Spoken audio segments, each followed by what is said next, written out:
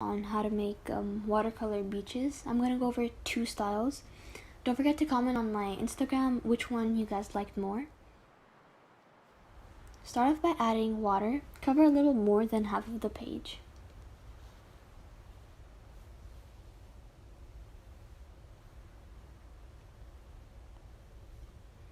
We're going to paint the green downwards. You can do this in any way you want. The goal is to cover this area with green.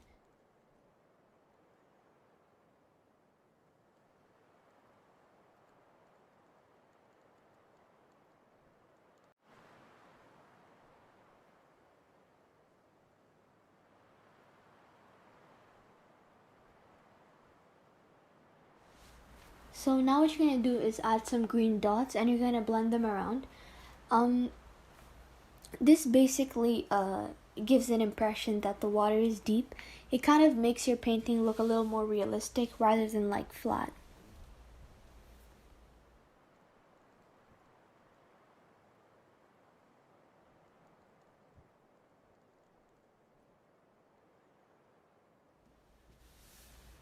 So like grab a wet medium brush that has like a precise pointy tip and drop some dots on the edge of the green part.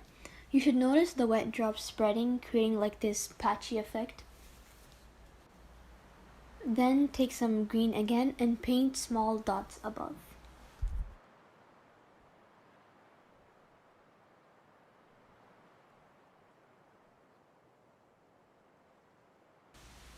So like don't forget to take your clean damp brush and also make some lines on this green area.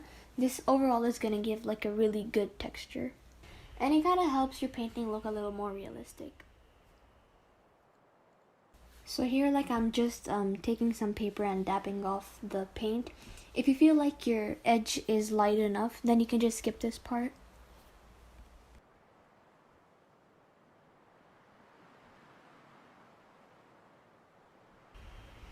Then you're going to take your wet brush again and run over the edges. What we're trying to do here is blend green into like a fade, like a gradient.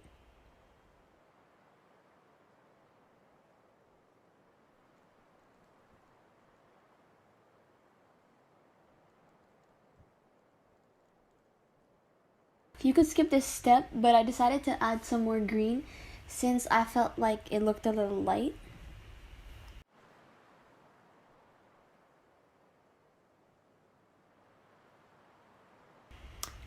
The brown that I'm using is from White Nights Leningrad, and I'm mixing it with my orange color, which is from Holbein. So I just, to make it look a little lighter, I added more water.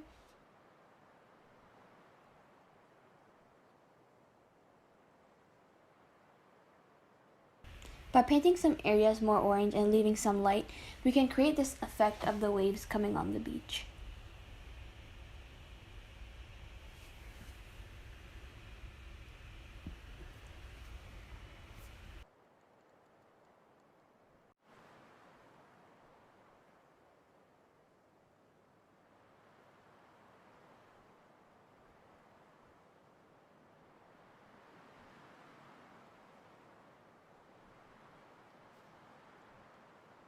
Then what you're gonna actually do is take a wet clean brush.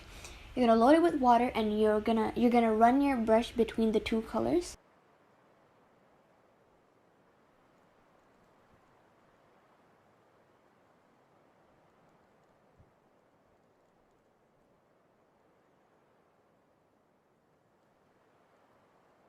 Just make some wiggly random shapes, but don't go on the white area.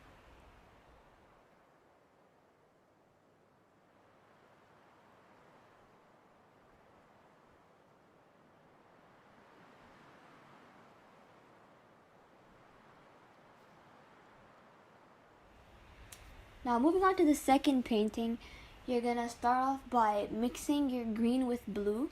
I'm using I'm using emerald green and cerulean blue. If you have like a turquoise color already that looks like this, you can just grab that. I lost mine somewhere, I couldn't find it, so I had to create one.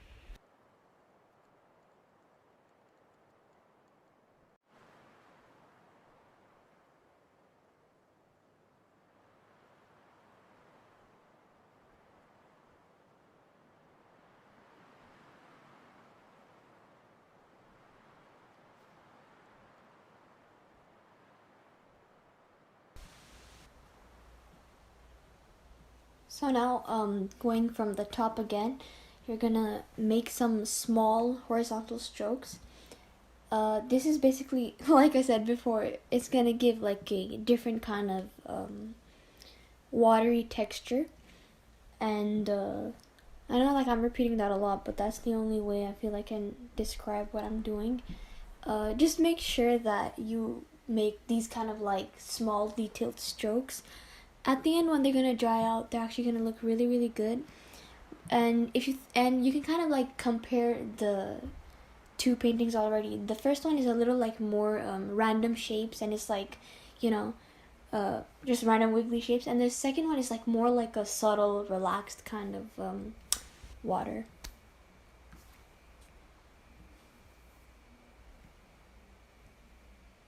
So like I took more of my blue-green and I added another like layer to make like the top more darker. And eventually you're gonna see like somewhat of a gradient even happening through these strokes. So now I took my emerald green, mixed it with some water to keep it light, and I'm just gonna run it over at the bottom, and I'm gonna keep on adding a little bit more, and then from there what we're gonna do is also do a transition to yellow, or like to like a light brown, light yellow type of color. So I did start off by using some yellow at first because I didn't want to just like mix brown with like green.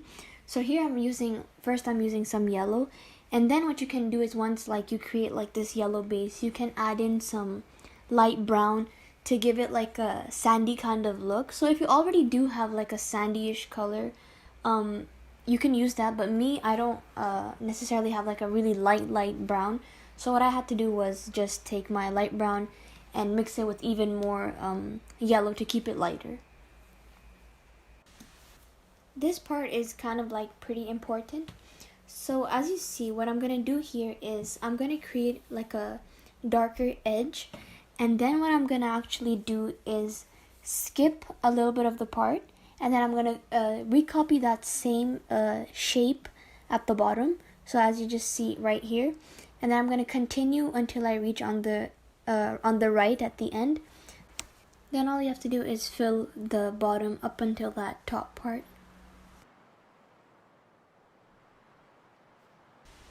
I'm using a square brush, but you can take any other. Keep it damp and make some lines. Make sure to wet the brush, wipe it a bit, and then use it again to prevent the color you just lifted to go again on the paper.